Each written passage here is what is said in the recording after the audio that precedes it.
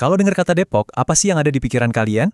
Mungkin macetnya, atau Universitas Indonesia, atau statusnya sebagai kota satelit Jakarta? Ya, itu semua benar.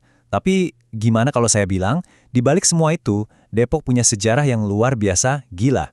Sebuah kisah tentang negara merdeka mini, eksperimen sosial yang super radikal, dan sebuah komunitas unik yang lahir dari surat wasiat seorang pejabat VOC. Yuk kita kupas tuntas sejarah tersembunyi Depok yang saya jamin jauh lebih seru dari yang kita bayangkan. Oke, kita mulai dari yang paling dasar dulu ya. Nama Depok itu asalnya dari mana sih? Mungkin kedengarannya sepele kan, tapi ternyata asal-usul namanya aja udah jadi misteri loh. Ada beberapa teori yang saling bertentangan, dan jawabannya, wah ternyata nggak sesederhana itu. Nah, ini dia nih 3 teori utamanya, dan ketiganya benar-benar beda jauh. Teori pertama, yang paling populer, katanya Depok itu singkatan dari bahasa Belanda De Eerste Protestantse Organisatie van Christenen. Artinya, organisasi Kristen Protestan pertama. Lalu, ada juga yang bilang itu dari bahasa Sunda, Padepokan, ya tahu kan, tempat orang berguru atau menyepi. Dan yang paling praktis, dari kata Belanda, Depoy, yang artinya gudang. Dari 3 kemungkinan ini aja udah kebayangkan betapa uniknya sejarah awal kota ini. Oke, biar ngerti cerita lengkapnya, kita harus time travel sedikit nih, mundur ke akhir abad ke-17. Di sini kita ketemu sama tokoh utamanya, Cornelis Chastelain. Ingat nama ini baik-baik. Dia ini bukan pejabat VOC biasa. Dia punya sebuah visi, sebuah ide yang, radikal banget pada zamannya, yang jadi cikal bakal lahirnya sebuah komunitas yang sama sekali baru. Sekarang, coba kita bayangin skalanya. Tahun 1696, si Chastelain ini beli tanah. Nggak tanggung-tanggung, luasnya 1.200 hektar ya. Biar kebayang, itu luasnya ribuan kali lapangan bola. Gede banget kan? Dan ini bukan cuma investasi properti biasa loh. Ini adalah fondasi buat proyek besarnya dia. Nah, kunci dari semua ini ada di status tanahnya. Tanah yang dibeli Chastelain itu statusnya tanah partikelir.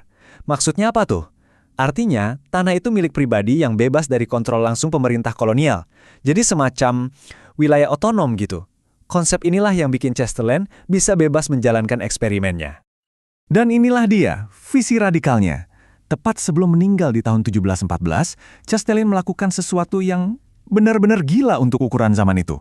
Dia nulis surat wasiat yang isinya, semua budaknya harus dibebaskan. Dan gak cuma itu, mereka semua dikasih hak milik atas tanah Depok tadi. Coba bayangin, ini sebuah langkah yang super progresif, bahkan revolusioner. Surat wasiat itu langsung mengubah nasib sekitar 200 orang.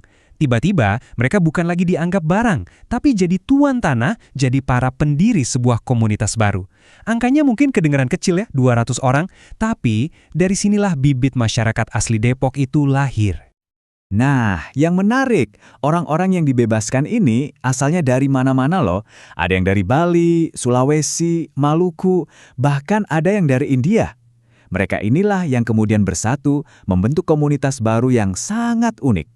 Nantinya mereka dikenal sebagai orang Depok asli, atau kadang dapat julukan Belanda Depok, karena gaya hidup dan keyakinan mereka.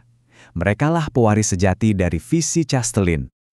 Oke, ceritanya makin seru nih. Kita lihat gimana kelanjutannya. Karena, jujur aja, ini bagian paling mind-blowing dari sejarah Depok. Tanah pribadi ini ternyata nggak cuma jadi desa atau komunitas biasa. Dia berevolusi jadi sesuatu yang jauh lebih besar. Sebuah negara otonom. Yah, Anda nggak salah dengar kok. Serius. Selama bertahun-tahun, Depok itu berfungsi seperti negara mini yang merdeka. Nama resminya, Gemeente van Hatland Depok. Coba deh. Bayangin, sebuah republik kecil yang udah eksis jauh sebelum Indonesia merdeka. Gila kan? Ini fakta sejarah yang sering banget kelewat. Dan ini bukan cuma klaim doang loh, strukturnya beneran kayak negara. Coba lihat deh, mereka punya presiden sendiri yang dipilih, punya kabinet menteri, bahkan punya sistem hukum internal sendiri. Pemerintahan ini dijalankan oleh keturunan dari 12 keluarga pendiri pertama. Ini benar-benar pemerintahan yang independen. Tapi ya, namanya juga sejarah, nggak ada yang abadi. Era keemasan Depok sebagai negara mini ini akhirnya harus berakhir. Babak selanjutnya dari kisah mereka adalah masa transisi. Gimana caranya mereka bergabung dengan sebuah negara yang baru banget lahir, Republik Indonesia. Jadi, setelah Indonesia merdeka, status istimewa tanah partikelir Depok itu dihapus oleh pemerintah. Artinya, otonomi unik yang udah mereka nikmati selama ratusan tahun itu selesai. Wilayah Depok pun secara resmi masuk ke dalam pemerintahan Kabupaten Bogor. Tamatlah riwayat negara mini Depok. Nah, dari sinilah kita lompat ke era modern. Transformasi Depok dari yang tadinya cuma komunitas kecil jadi kota metropolitan kayak sekarang ini, itu terjadinya cepet banget, terutama di akhir abad ke-20. Perkembangannya itu super ngebut. Coba lihat aja lini masanya. Tahun 82, Depok itu masih kecamatan di bawah Bogor. 17 tahun kemudian, tahun 99, statusnya naik jadi kota administratif. Dan cuma setahun setelah itu, langsung jadi kota otonom. Wow, akselerasinya gila-gilaan kan? Terus apa sih yang bikin Depok meledak kayak gitu? Pemicu utamanya, tentu aja, pindahnya kampus Universitas Indonesia ke sana, itu langsung mengubah Depok jadi kota pendidikan.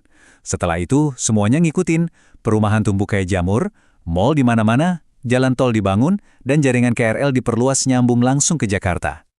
Walaupun sekarang Depok udah modern banget, sisa-sisa masa lalunya itu nggak hilang sepenuhnya kok. Kalau kalian sempetin jalan-jalan ke daerah Depok lama, kalian masih bisa nemuin jejak-jejaknya. Ada gereja-gereja tua, rumah-rumah peninggalan yang jadi saksi bisu dari sejarah unik kota ini. Jadi, kalau kita rangkum perjalanannya, ada 4 tahap transformasi Depok yang luar biasa. Pertama, cuma tanah pertanian biasa. Kedua, jadi tanah pribadi milik pejabat VOC.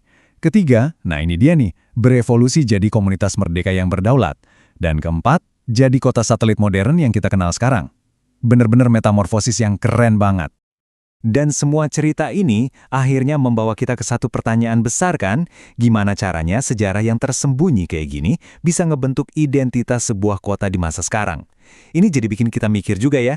Jangan-jangan kota tempat kita tinggal sekarang juga punya rahasia dan sejarah tersembunyi yang belum kita tahu?